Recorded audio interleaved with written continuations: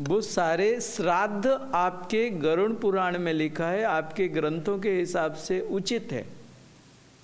श्राद्ध करना उचित व्यवस्था है, आपके ग्रंथों में लिखा गया है वो। लेकिन किसी भी ग्रंथ में एक बात नहीं लिखी गई कि उनकी फोटो लगा के आप श्राद्ध करो, ये गलत है।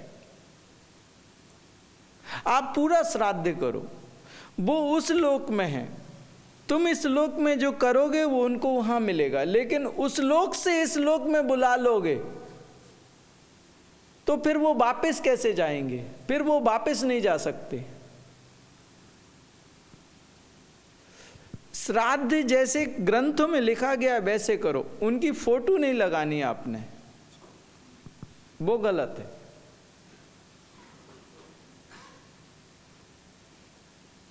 जो आपके ग्रंथोक्त व्यवस्थाएं हैं उसके हिसाब से करो। ये फोटो वोटो लगाना ये फालतूगिरी हो गई है।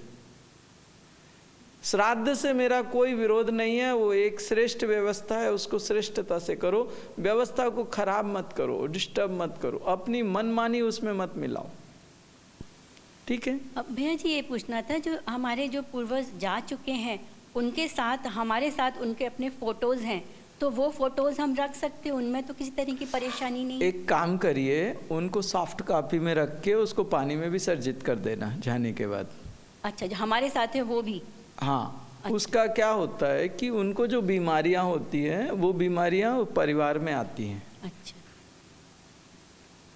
जिन घरों में पितृदोष होता है उन घरों में क्या होता है, जो एंसिस्टर्स, मोस्टली क्या होता है, जो एंसिस्टर्स को प्रॉब्लम्स होती हैं, जो बीमारियां होती हैं, वो घर के दूसरे लोगों में आनी शुरू हो जाती हैं। वही बीमारियां घर के दूसरे लोगों में, एक से ज़्यादा लोगों में आनी शुरू हो जाती हैं। भैया जी मेरे परेशानी मेरे बेटों को भी है, पर वो यहाँ पे नहीं है, वो अमेरिका में रहते हैं, तो उनका भी प्रॉब्लम, उनकी भी सॉल्व तो हो ही जाएगी ना? अगर एंसिस्टर्स असेंस हुए तो वो आप अमेरिका में हो, कनाडा में हो, ऑस्ट्रेलिया में हो, उन पे इफेक्ट्स आते ही आते हैं।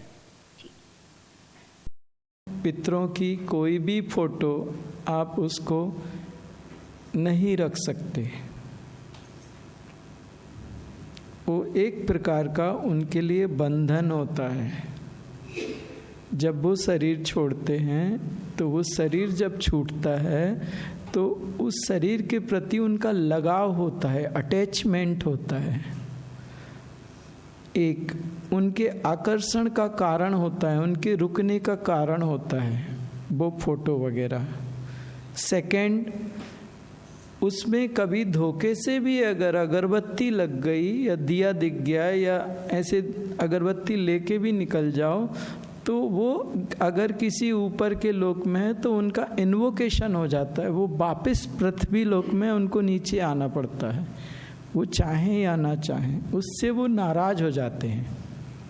वो ऊपर के लोक में वो देवताओं के जैसे होते हैं।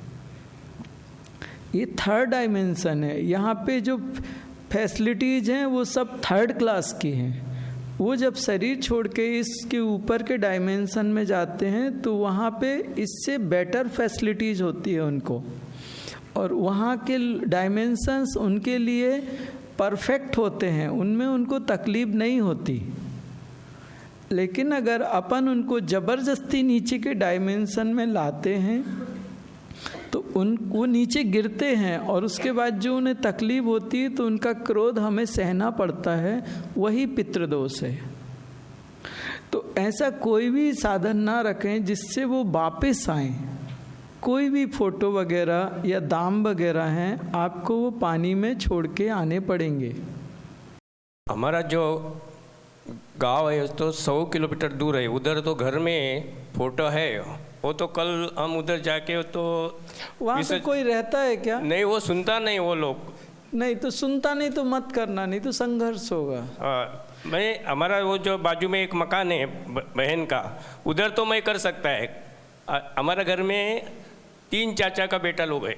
एक मिनट मैं आपको कन्फ्यूजन, रुकिए जरा।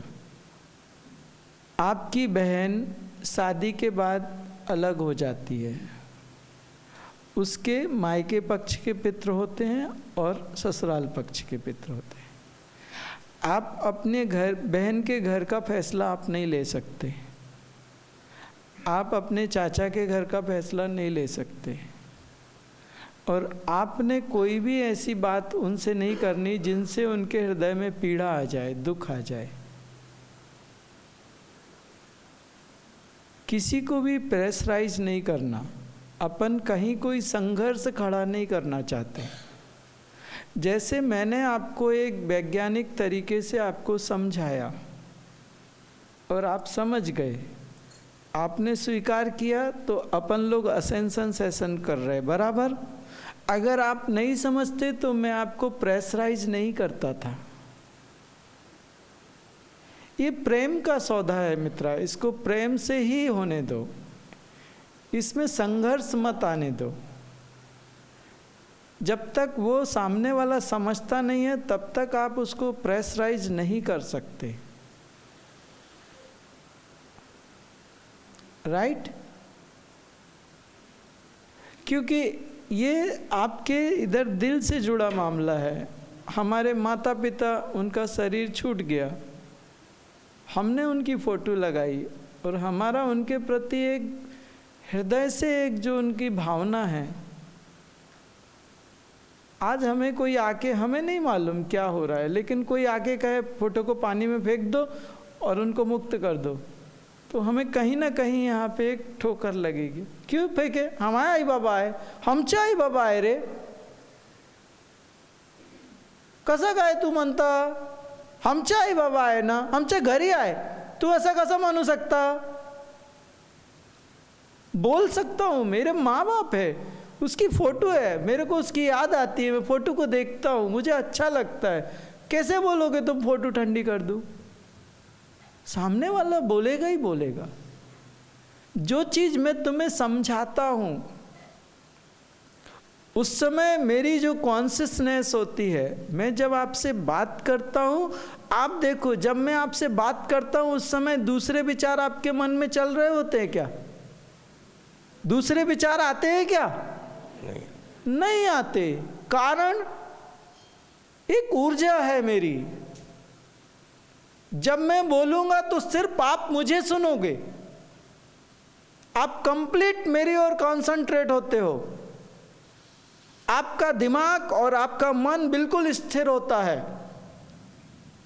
किसी भी सिद्ध मार्ग के साधक के सामने या साधु के सामने जब आप बैठोगे, आपके मन के विचार शून्य हो जाएंगे। जिस दिन तुम्हारी यह स्थिति आ जाएगी, तुम सामने वाले को समझाओगे, वो समझ जाएगा। जिस दिन तुम्हारी यह स्थिति जब तक नहीं आएगी, तुम दूसरे को नहीं समझा सकते, वो तुम्हें समझा देगा। वो तुम्हें समझा देगा। अंतर है मेरे और उसमें बहुत। इसलिए आप, कबीर ने कहा है, मेरा गाया गाएगा तो सारा जग भरमाएगा, मेरा गाया गुथेगा तो जग से ऊपर हो जाएगा। मैं जो बोल रहा हूं तुम वो ज्ञान सामने मत देना, नहीं तो तुम फंस जाओगे। मैं जो बोलता हूं वो मैंने अनुभूतियां की हैं, मेरी अनुभूतियों के बाद मैं बोलता हूं।